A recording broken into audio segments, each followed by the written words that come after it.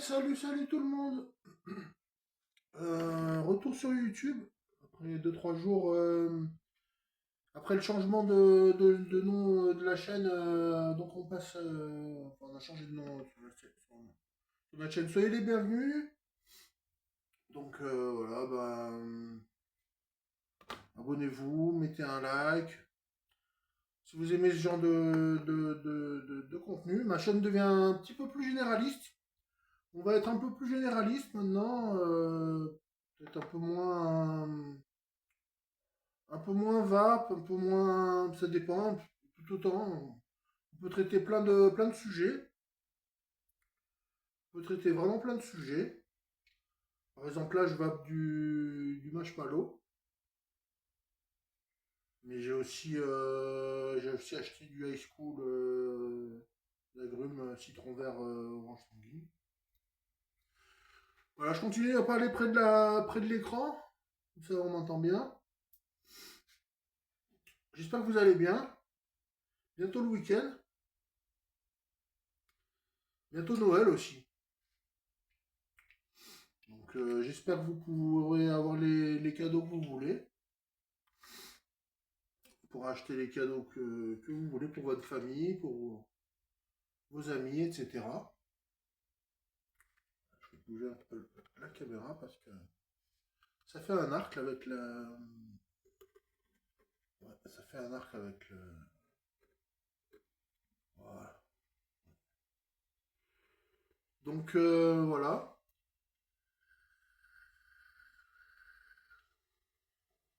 Que dire de plus? Euh, Ouais, on va essayer de faire une vidéo qui parle un petit peu enfin, de mon actu Pokémon. Enfin, de l'actu Pokémon en général, plus mon actualité Pokémon à moi, plus l'actualité Pokémon un peu des joueurs en général, des collectionneurs.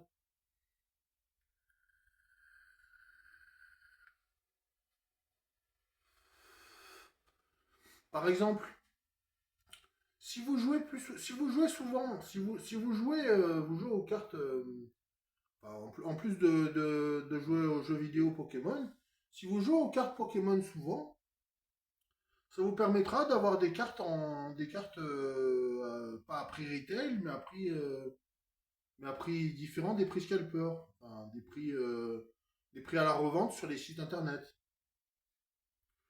Je suis en train de réfléchir à monter un deck là, à monter un deck. Pour monter un deck, il n'y a pas besoin d'avoir trop d'alternatives, d'AR, etc. C'est des cartes X, souvent c'est des cartes X. Les cartes X, puis voilà. Donc avoir la capacité de pouvoir développer un deck Pokémon, c'est très important.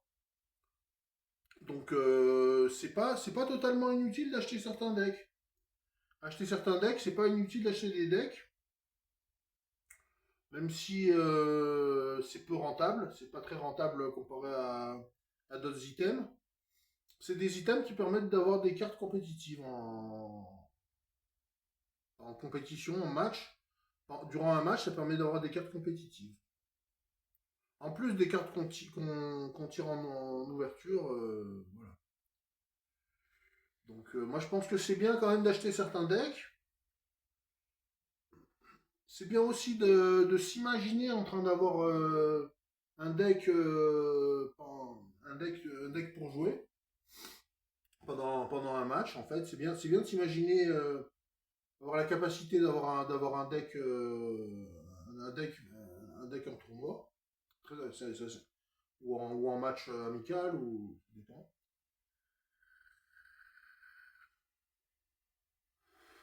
Donc la capacité aussi, c'est bien aussi de pouvoir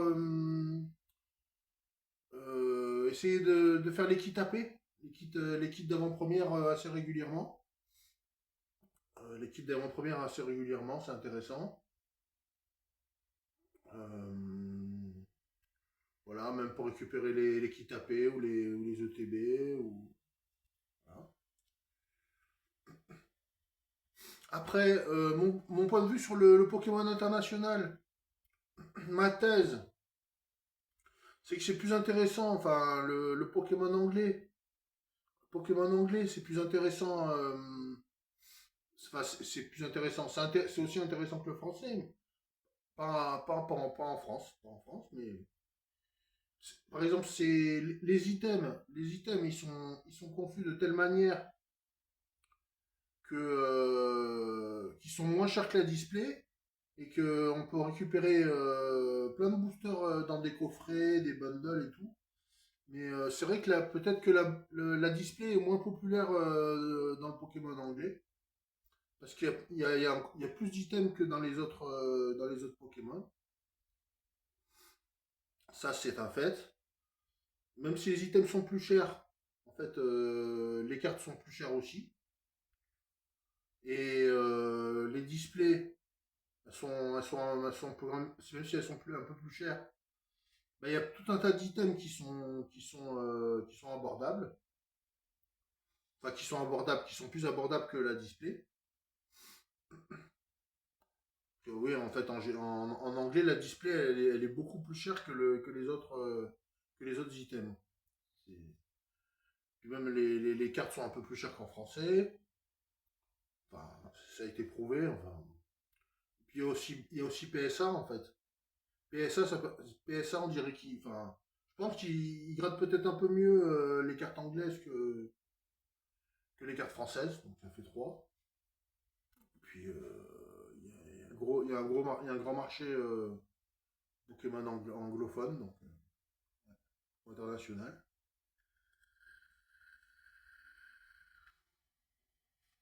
Par contre, c'est vrai que je miserais pas trop de billes sur. S'il fallait mettre des billes, en fait, je mettrais pas trop de billes sur le Pokémon chinois. Je vous dirais pourquoi, ben, tout de suite, parce que c'est vrai que c'est souvent des séries totalement à part. C'est des très belles cartes, mais après, on peut tomber sur de la contrefaçon même si, on peut tomber sur de la contrefaçon, on sait pas si c'est une vraie display, une fausse display. C'est pas évident de distinguer une vraie d'une fausse display chinoise. C'est c'est un petit point négatif. Même si le prix est abordable. Les cartes japonaises, les cartes chinoises, on va y venir justement, les cartes japonaises. Mais les cartes chinoises, oui, sont plus abordables, oui. Mais on a du mal à distinguer les vraies des fausses.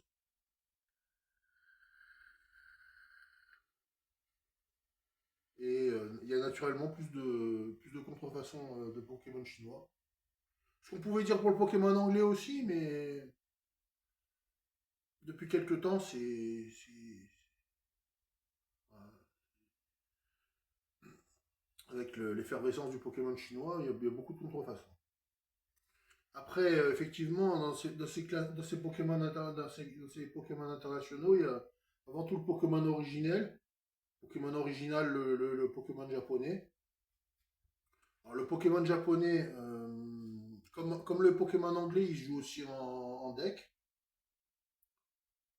Je dis pas que le Pokémon chinois ou français se joue pas en deck, mais le Pokémon japonais, il se joue bien en deck.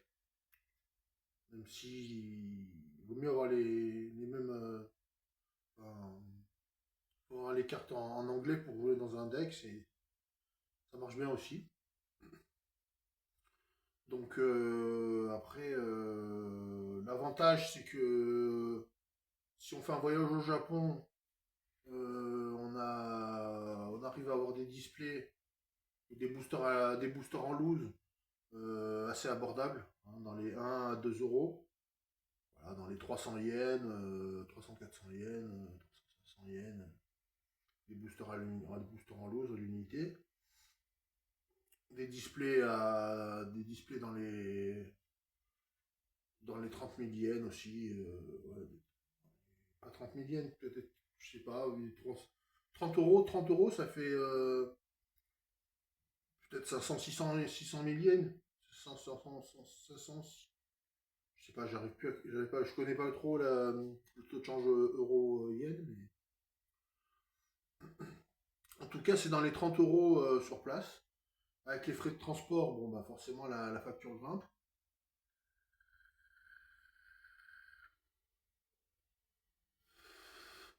Depuis quelques mois, depuis quelques années, en fait, les Pokémon japonais, ils ravivent de l'intérêt, en fait. Ils reprennent l'intérêt. Il est de plus en plus scalpé. Il est assez scalpé. Donc, voilà. Les vrais marchés interdépendants, c'est plus le marché japonais et le marché anglophone.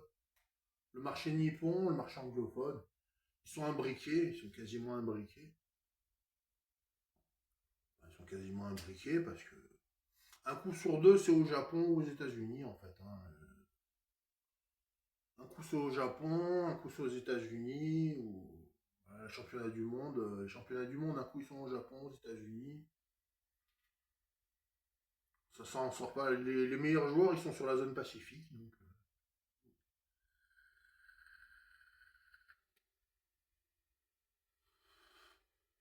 pareil, les plus belles cartes, elles sont aussi sur la zone Pacifique. Elles sont entre le Japon et le Pokémon japonais et le Pokémon anglais.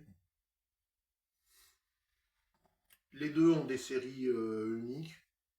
Les deux ont des séries à part, totalement à part. Euh,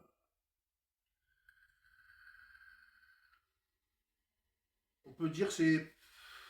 Il y avait un diagramme où il disait que c'était 60% la production de cartes, c'était 60% pour le Pokémon anglophone, 30% pour le Pokémon japonais et 10% pour le reste.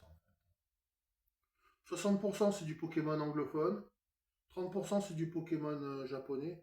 Vous prenez des notes, hein, je plaisante, là. Et 10% c'est le reste en fait, hein. C'est les autres TCG.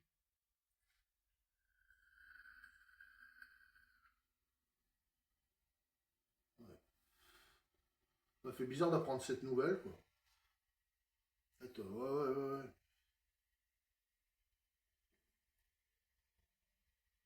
Ouais, en fait, on peut presque jouer autant avec les mêmes cartes. Enfin, c'est pour ça que, ouais, ouais. Même les Japonais, s'ils jouent en championnat du monde, quand ils jouent en championnat du monde, ça leur arrive d'avoir des cartes anglaises aussi, parce que ils aiment bien les cartes anglaises aussi, parce que pour les decks, pour jouer dans les decks, c'est pratique.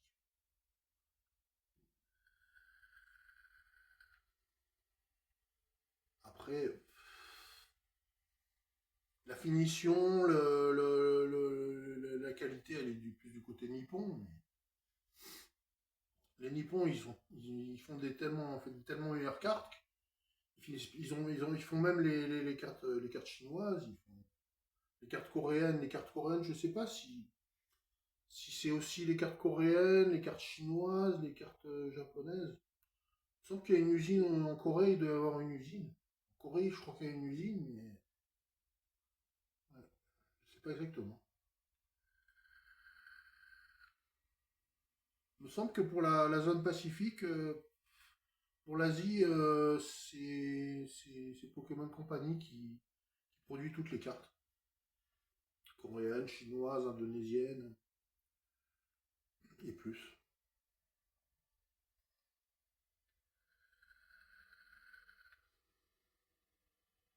Ah, c'est pas mal de taf qu'on va là. On va peut-être boire un, peut-être boire un verre d'eau. C'est ça un bon liquide aussi. Le marshmallow, il passe tout seul, quoi. En 6 milligrammes, une bonne vape comme ça, en 6 milligrammes, ça passe tout seul, quoi.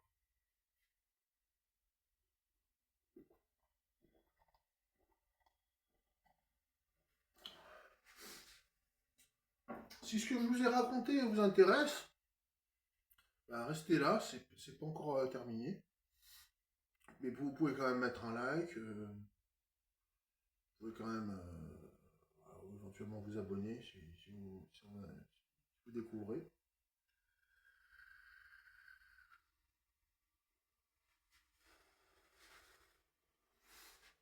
Donc, ouais, puis les cartes, même les cartes japonaises, elles sont en train de prendre aussi. Ils sont en train de rattraper les. Ils sont en train de rattraper un peu certaines cartes françaises, certaines cartes occidentales. C'est-à-dire que les cartes anglaises, elles sont peut-être moins. Elles sont plus printées. Elles sont moins. La qualité est peut-être plus légère, plus basse, mais le prix est plus élevé. Enfin, il faut avoir de tout dans son portefeuille. En fait, moi j'ai un conseil à donner. Enfin, moi je suis n'importe qui pour donner des conseils, mais le français, quand on est en France pour faire du Pokémon français, bien sûr c'est la base, faire du Pokémon français. Faut faire le TB. Faire le TB, après principalement le TB, même les bundles. Non, le TB, les tripacks, les mini-teams. ETB, tripack, mini-team. Ça, ce serait le top. Après, Pokémon anglais, pour ceux qui vraiment font l'effort de s'intéresser un peu à ce côté-là, ce côté-ci de la carte Pokémon, il y aurait éventuellement les coffrets. Ouais. Les coffrets, les gros coffrets. Bon, les ETB, c'est pas obligé. Les bundles en anglais, c'est très intéressant. Très intéressant les bundles en anglais, même s'ils sont plus chers qu'en français. Ça dépend. Les coffrets, les bundles, ouais, ce que vous voyez sur eBay, Amazon, tout ça, vous pouvez rafler. C'est souvent du vrai, c'est pas du fake.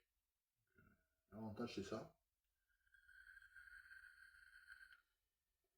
En anglais, les cartes, c'est pas mal sur eBay, sur Vinted ou Cardmaster, enfin, pas Cardmaster.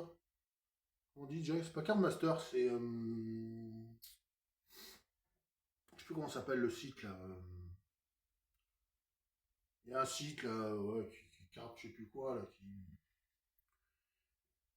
qui permet de comparer les cartes. Et ouais, bah, vous voyez, il est assez international d'ailleurs. Et,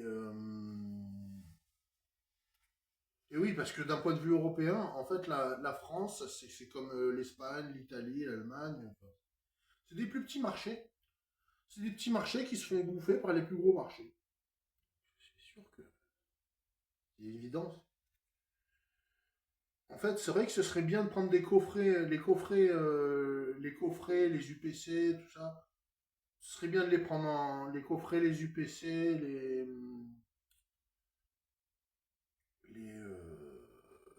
pas forcément les ETB. Les ETB en anglais, c'est cher et c'est vrai que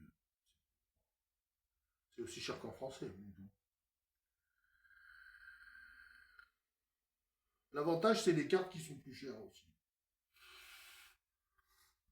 Elles rapportent plus en fait. Les cartes, elles ont un meilleur ratio et un meilleur rapport qualité-prix. Qu'en français, un léger, enfin c'est plus intéressant les cartes anglaises, même si j'en ai pas beaucoup. Bah, en fait, les cartes anglaises, moi je les prends dans certains coffrets, j'achète en anglais. Mais comme j'en achète pas beaucoup, j'achète plus de japonais ces temps-ci.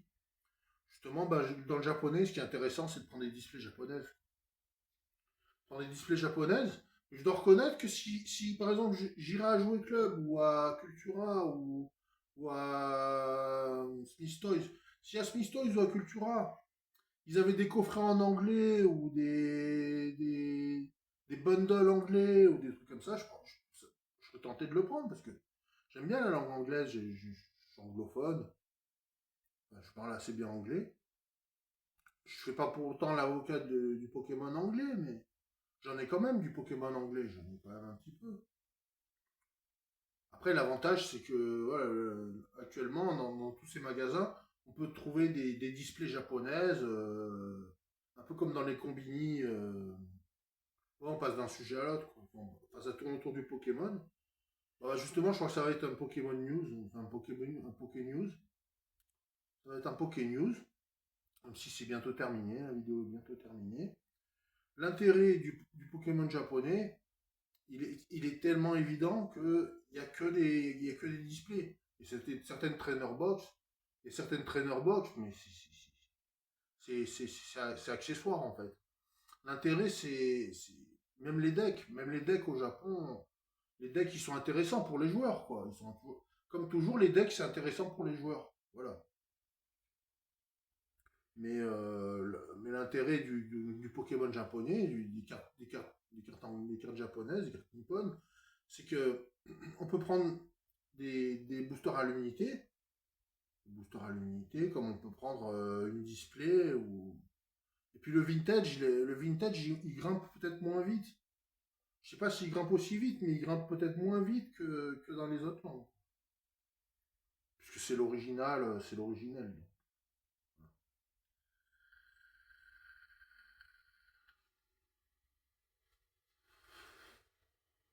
Donc moi je miserais sur trois langues. Ah, bon, moi la langue française parce que c'est par défaut, enfin, par défaut, c'est malheureux de dire ça, mais par défaut parce que on est français, on vit en France et on est installé en France, etc. Mais après, oui, effectivement, c'est vrai que le Pokémon anglais, il n'y a pas photo, hein, il n'y a pas photo, il fait pas match, enfin, même face au Pokémon japonais. Voilà, moi je miserais sur un peu un peu le français, un peu, un peu à peu près autant ou plus sur le japonais, et un peu quand même sur l'anglais, parce que c'est ce que je fais actuellement, quoi. Je mise beaucoup sur le français, je mise pas mal aussi sur le japonais, et je mise un peu sur l'anglais. En moyen de changer un peu l'ordre de tout ça. C'est ce qui est plus rentable, et effectivement, c'est le japonais. Et après, c'est vrai que si c'est introuvable ou invendable en France, l'anglais.